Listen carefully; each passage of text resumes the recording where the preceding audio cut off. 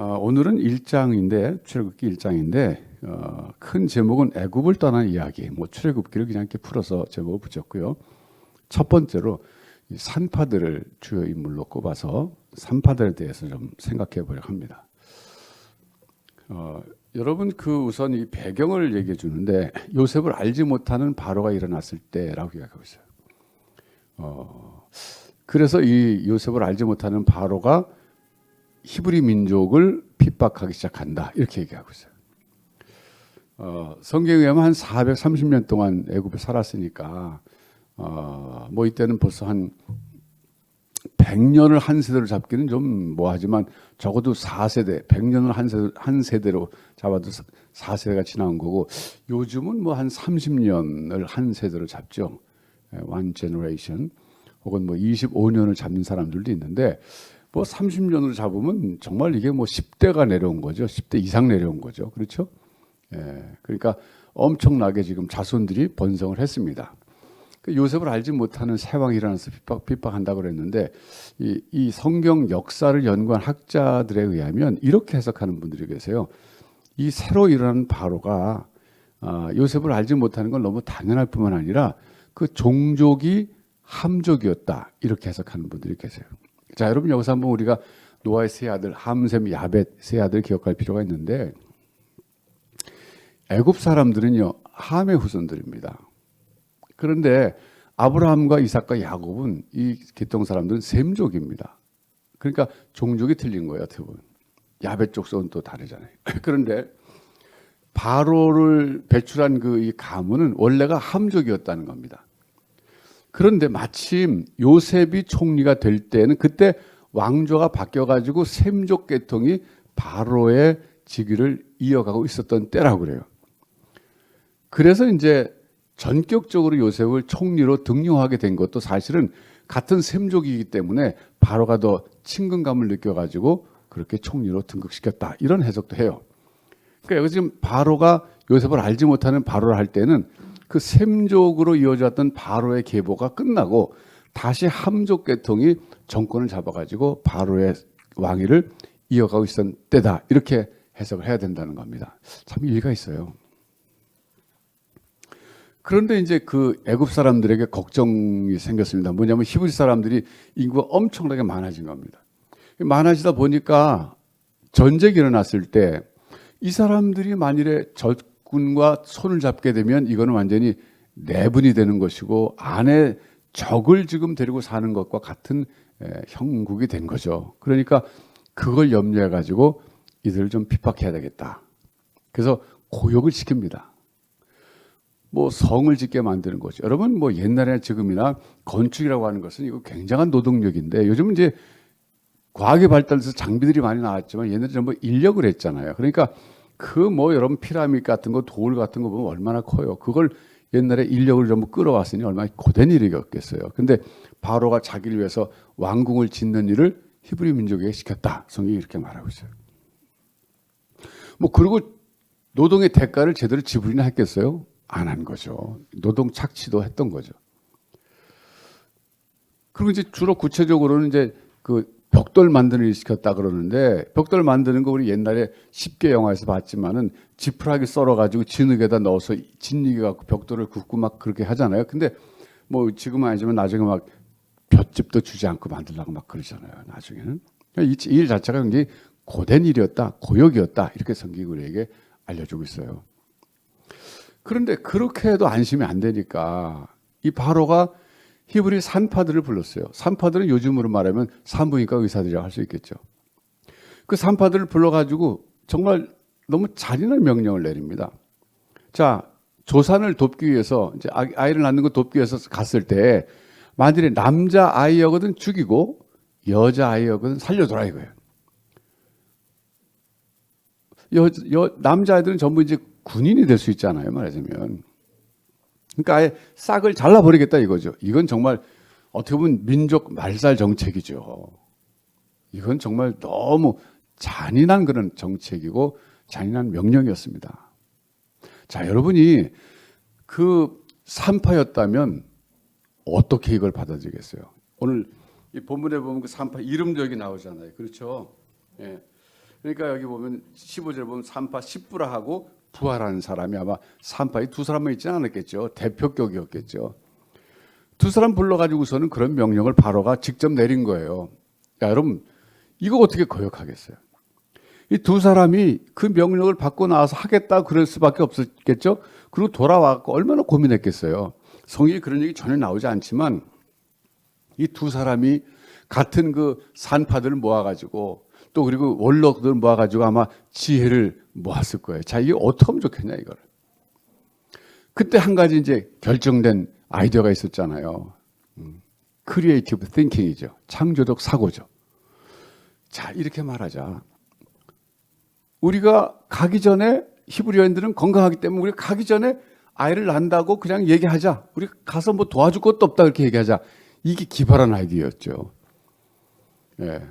그러놓고는 가서 다 도와줘서 아들들 살린 거죠.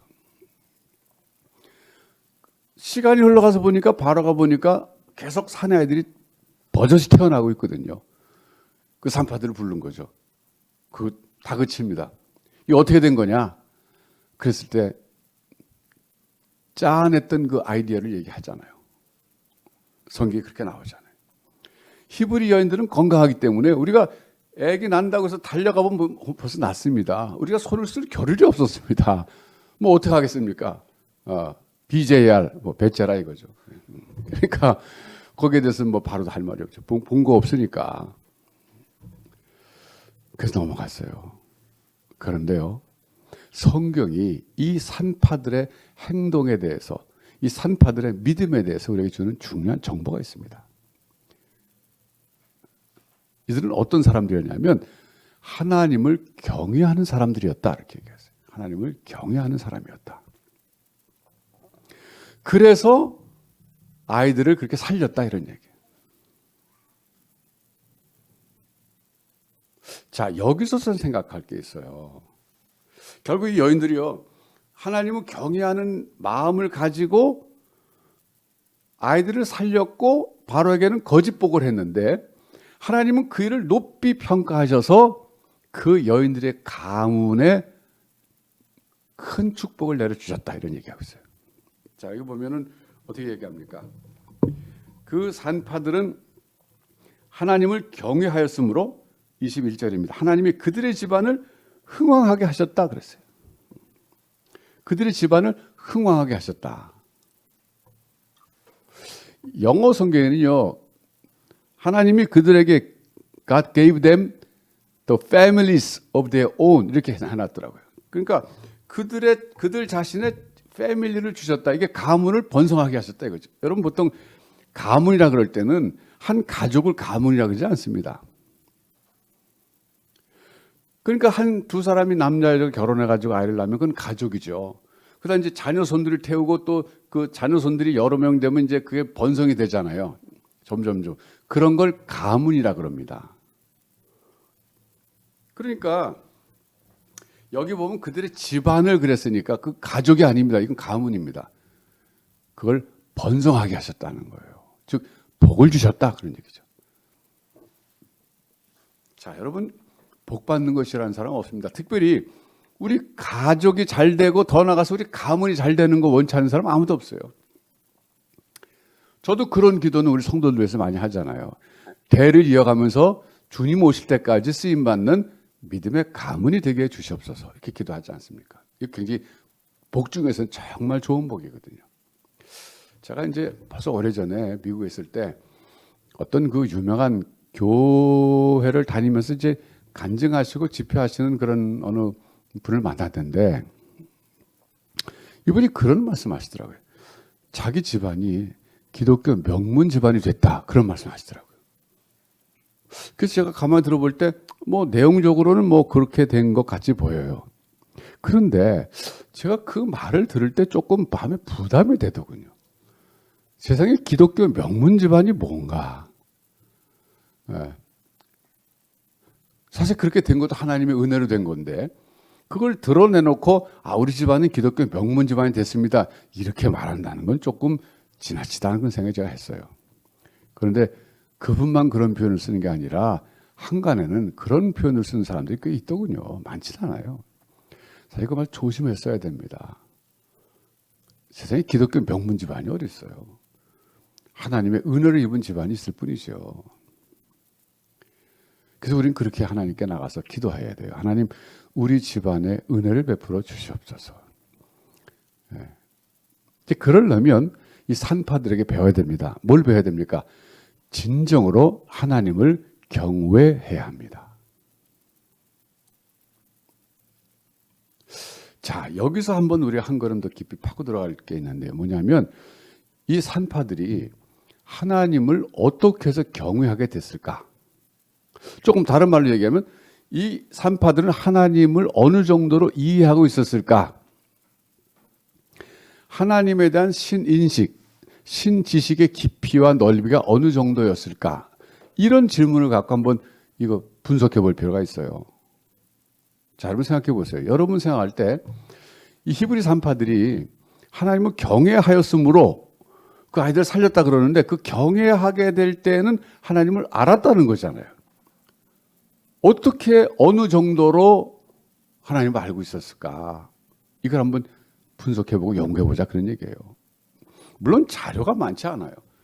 뭐 자료가 있어야 연구하고 말고 하죠. 근데 자료가 많지 않지만 그래도 우리가 조금 생각해보면 자료는 있어요. 우선 이 여인들이 살았던 시절에 이스라엘 그 히브리 민족의 전체적인 그 하나님에 대한 인식이 어느 정도였을까 한번 생각해 보세요. 모세가 이건 뭐 태어나기 전이잖아요, 지금. 그렇죠. 모세는 이제 잠시 후에 태어났잖아요. 근데 생각해 보세요. 모세라는 사람도 하나님 잘 모르고 살다가 광야로 가가지고 거기서 하나님 만나가지고 하나님께서 자기 자신을 알려주셨기 때문에 하나님 알았잖아요. 이 대표적인 게 하나님의 이름을 물어봤을 때 모세가 하나님이 말씀하시기를 나는 여호와니라 그러셨잖아요. 그 뜻은 우리 성도님들이 이제 뭐 다 배워서 알지만 I will be that I will be 혹은 I am who I am 이게 뭐예요? 앞으로 내가 하는 일을 통해서 내가 누구인지를 알게 될 것이다. 이런 뜻의 이름이잖아요. 그러니까 모세는 하나님의 이름도 몰랐기 때문에 가서 하나님 이름이 뭐냐고 물어봤는데 아니면 모세만 몰랐겠어요? 이 당시 히브리 민족은 다 모르는 거죠. 근데 히브리 산파들은요, 이름도 모르는 그 하나님을 어떻게 알고 그렇게 경외하게 됐었을까? 우선 기본적으로 하나님에 대한 인식을 어디서 얻었을까? 아니 모세 이전이잖아요, 지금. 계시가 제대로 주어지기 전이거든요. 그러면 우리가 추론할 수 있는 것은요, 전승입니다. 전승. 구전이라고 하기도 하죠. oral tradition. 입에서 입으로 내려오는 스토리. 그 스토리 내용이 뭐겠어요? 뭐 이건 뭐 우리가 상식적으로 생각하면 알 수 있겠죠. 우리는 원래 히브리 민족인데 가나안 땅에 살고 있었던 한 종족인데 우리가 애굽에 와서 살게 된 그 비하인드 스토리, 뭐 히스토리 이런 거에 대해서 구전으로 계속 전해져 내려왔을 것입니다. 그 구전 내용 속에는 아브라함에 대한 이야기 있었을 것이고 아브라함이 하나님을 어떻게 만나게 됐고 아브라함의 원래 고향은 갈대아 우르였는데 그러니까 우리 조상들의 그 참 원래 고장은 아브라함을 필두로 하면 아브라함을 첫 번째 조상을 하면 갈대아 우르였는데 하나님 어느 날 떠나가지고 가나안 땅에 와서 살다가 하나님이 그를 시험하시기 위해서 뭐 이삭 바치라고 그러고 이러면서 그 모든 이야기들 이게 구전으로 쭉 전해져 내려온 거죠. 그런데 야곱이 뭐 12아들 낳은 거 특별히 요셉이 저 종으로 팔려왔다가 여기서 총리가 돼가지고 우리 히브리 민족이 원래 요셉은 이 나라의 총리였었는데 지금 이렇게 지금 노동이라는 종족이 됐지만 원래는 우리도 굉장한 집안이었다 뭐 이런 얘기. 이런 얘기가요 입에서 입으로 계속 제너레이션 투 제너레이션 세대를 이어서 이야기가 전해져 내려왔던 겁니다. 그러니까 그 전승 속에서 나타난 하나님, 그 하나님에 대한 이해가 이 여인들이 알 수 있었던 하나님 인식에 대한 전부였던 거예요. 자, 그러면 여러분 생각해 보세요. 이 여인들은 모세 이전입니다. 그러니까 모세가 시내산에서 율법을 받아가지고 하나님 어떤 분인지 이름도 알게 해주시고 그리고 또 율법도 주셨을 때 그때 그 율법을 받아 깨달았던 히브리 민족 사람들과 이 두 여인을 포함해서 이 당시 이 세대 사람들의 히브리 민족들이 하나님에 대한 신인식과 비교해 보면요, 엄청난 천지 차이가 있었을 겁니다. 그러니까 시내산에서 율법 받아갖고 그 하나님에 대해서 알게 됐을 때 히브리 민족들이 알았던 하나님이 달빛이라면, 이 여인들은요 반딧불 정도의 빛을 가지고 있는 하나님에 대한 인식이었을 겁니다. 그러니까 달빛과 반딧불은 비교가 안 되잖아요. 근데 그럼에도 불구하고 이 여인들은 그만한 작은 신인식 갖고 하나님을 경외했다, 그거예요. 그래서 바로가 아무리 지엄하게 명령을 내렸어도 아니다, 분명히 우리 조상 아브라함에게 약속하시고 이삭에게 약속하시고 야곱에게 약속하신 하나님의 생각은 우리 민족이 지금 이 애굽에 내려와서 번성해가지고 다시 가나안 땅에 가는 것인데, 그러기 위해서는 사내 아이들이 태어나야 되지 않느냐 이거죠. 그 아이들을 죽일 수 없다는 거예요. 그러니까 그 산파들이 아이들을 살리게 된 것은 단순히 민족의 정도가 아니라고 봐야 됩니다. 혹은 뭐 생명 경외 사상이다 이렇게 봐도 안 되는 겁니다. 하나님을 경외하였으므로 이것, 하나님 그들의 그 행동을 이해하셨다고 인정하셨다는 그 점으로 밀어볼 때 이거는 하나님이 약속하신 것을 의식했기 때문에, 그래서 우리 민족은 번성해야만 한다, 아이들을 죽이면 안 된다, 이런 신앙에 근거한 행동으로 봐야 됩니다. 그러니까 하나님이 축복하셨죠. 뭐 단순히 생명은 귀하기 때문에 아니면 민족이기 때문에 뭐 그런 거 다 포함됐지만 그것보다 이전에 근본적으로 여인들은요, 하나님이 자기 조상들에게 약속하신 말씀을 믿고 그것이 이루어져야 된다는 확신을 갖고 하나님 뜻에 맞춰서 행동한 겁니다. 귀하죠. 그래서 하나님이 그들을 기뻐하시고 그들에게 복을 주셨다, 그거예요. 예나 지금이나 하나님께 복을 받는 원리는 똑같습니다. 여러분 가문이 정말 잘 되길 원하신다면 이 여인들처럼 하시면 돼요.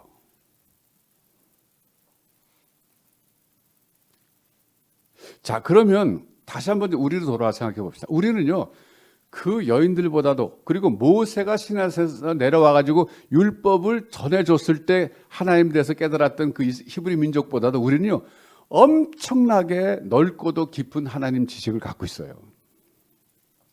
마치 태양빛과 같습니다. 태양빛이 얼마나 환합니까? 달빛 비교가 안 되잖아요. 반딧불 비교가 안 되잖아요. 우리는 그리스도라는 분이 오시고 나서 그 이후에 우리가 살고 있는데 이건 엄청난 시대적 축복이에요. 하나님에 대한 계시, 하나님 어떤 분인가 이걸 밝혀주시는 계시는 점진적으로 주어졌다고 그랬죠. 점진적으로 조금 주어졌는데 우리 시대에 이르러서는 마치 태양빛으로 비춰 보이는 것 같이 하나님에 대해서 많이 환하게 보게 됐다는 겁니다.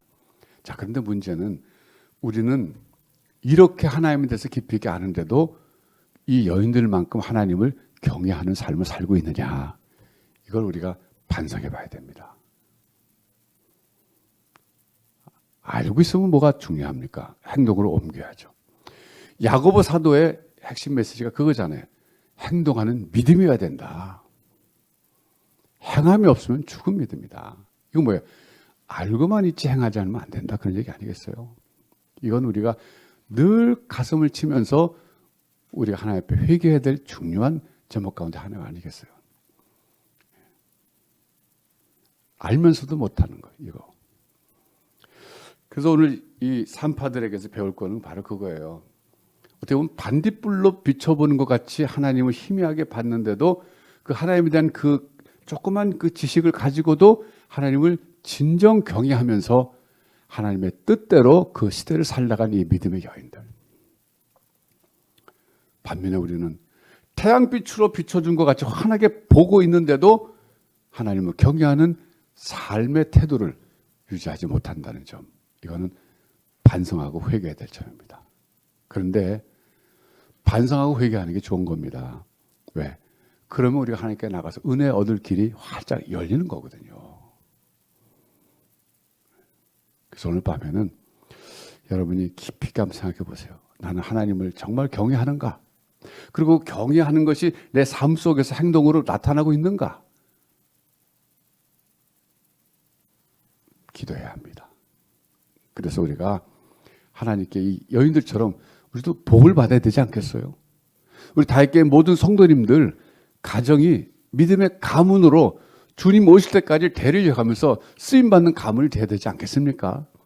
그렇다면 진정으로 하나님을 경외하는 이 마음을 다시 한번 오늘 세우시고, 그리고 구체적으로 생활 속에서 이 여인들처럼 하나님을 경외하는 그것이 삶 속에서 행동으로 나타나고 열매로 맺어져야 됩니다. 이 일을 위해서 여러분 오늘 진지하게 생각하시면서 기도해 보시기 바랍니다. 기도하겠습니다. 하나님 아버지 감사합니다. 이 산파들은 오늘 우리에 비하면 정말 반딧불로 비춰보는 것 같은 정도로 하나님을 보고 믿었지만 진정으로 경외하면서 그 경외하는 것에 맞춰서 행동을 하며 살았습니다.